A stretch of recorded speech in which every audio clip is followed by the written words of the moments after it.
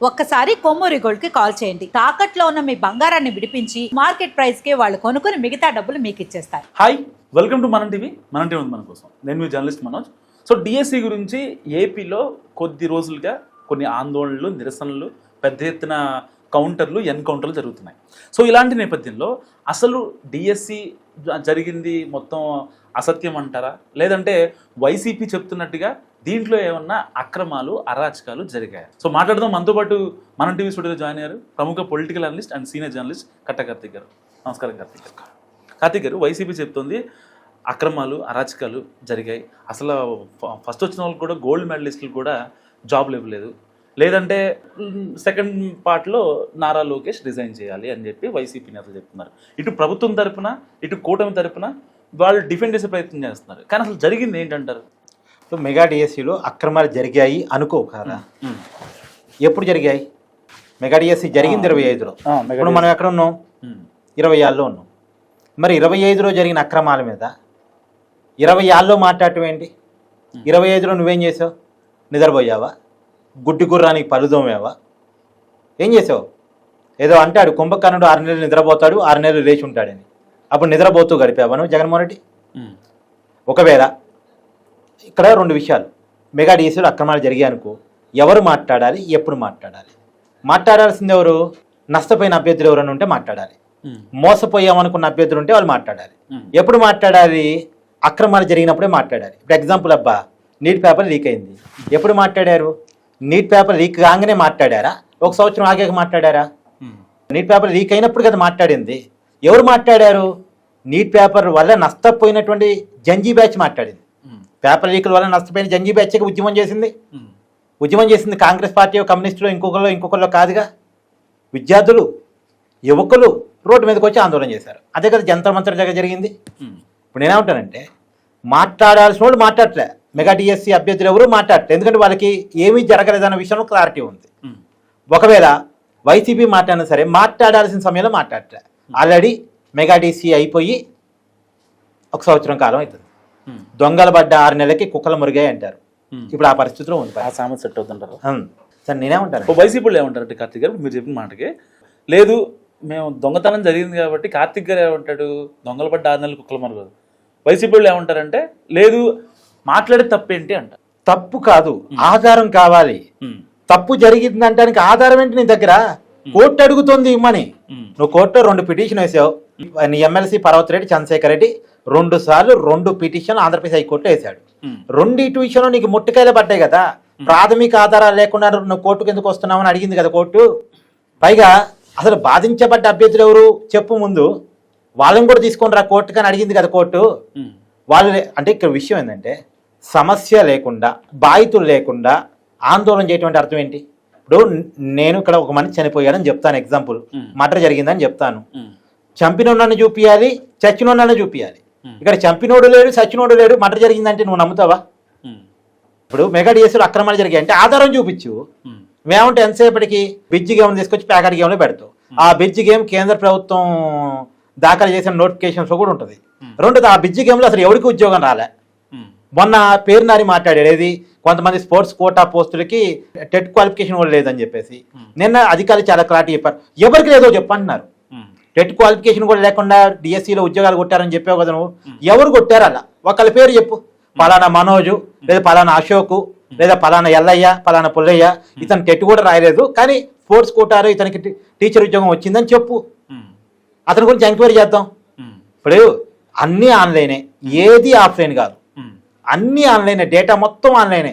అసలు మెగా డిఎస్సికి ఎవరు అప్లై చేసుకున్నారు, ఎవరు ఎగ్జామ్ ప్యాటర్న్కి హాజరయ్యారు, ఎవరు ఇంటర్వ్యూలకు హాజరయ్యారు, వాళ్ళు అప్లై చేసినటువంటి సమయంలో వాళ్ళు పొందుపరిచిన డాక్యుమెంట్స్ ఏంటి, వాళ్ళు ఇంటర్వ్యూకి హాజరైన సమయంలో చూపించిన డాక్యుమెంట్స్ ఏంటి, ఇవన్నీ కూడా ఆన్లైన్.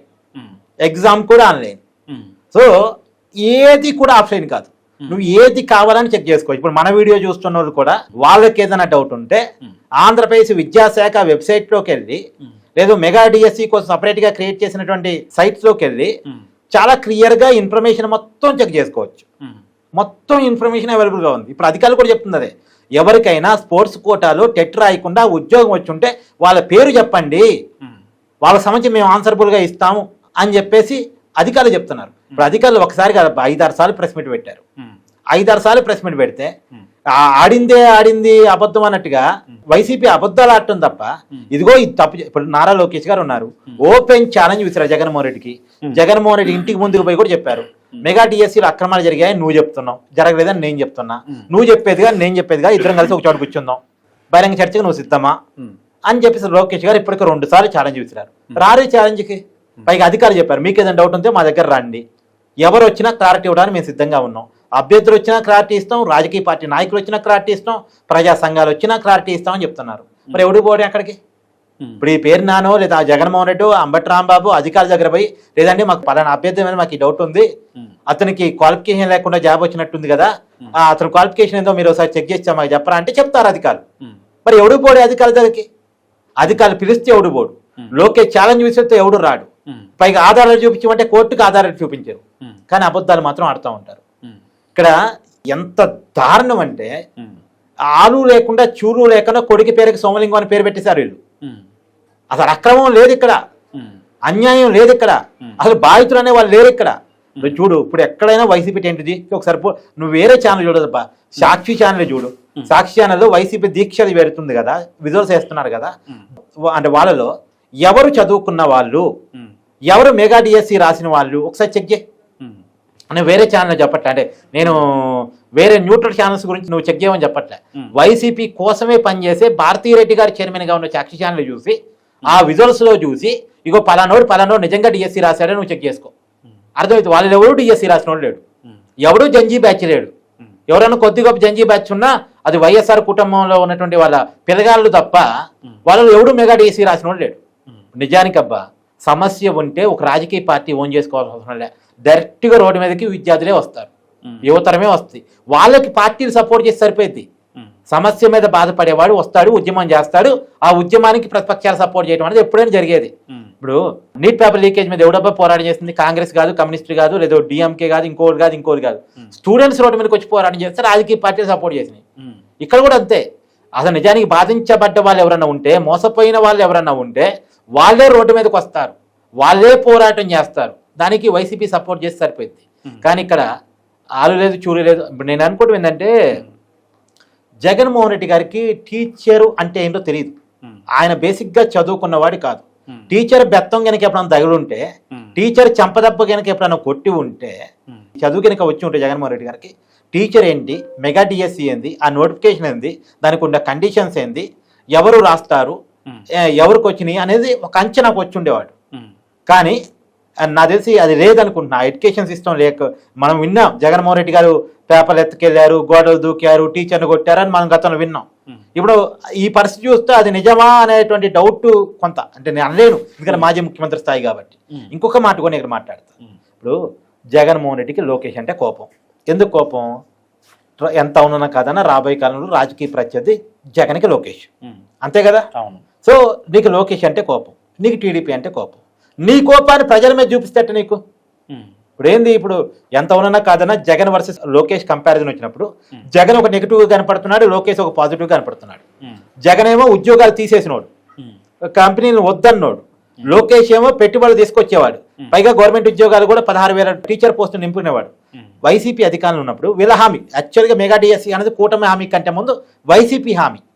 2019 ఎన్నికల సమయంలో మెగా డిఎస్సి ఇస్తానని జగన్మోహన్ రెడ్డి గారు హామీ ఇచ్చారు.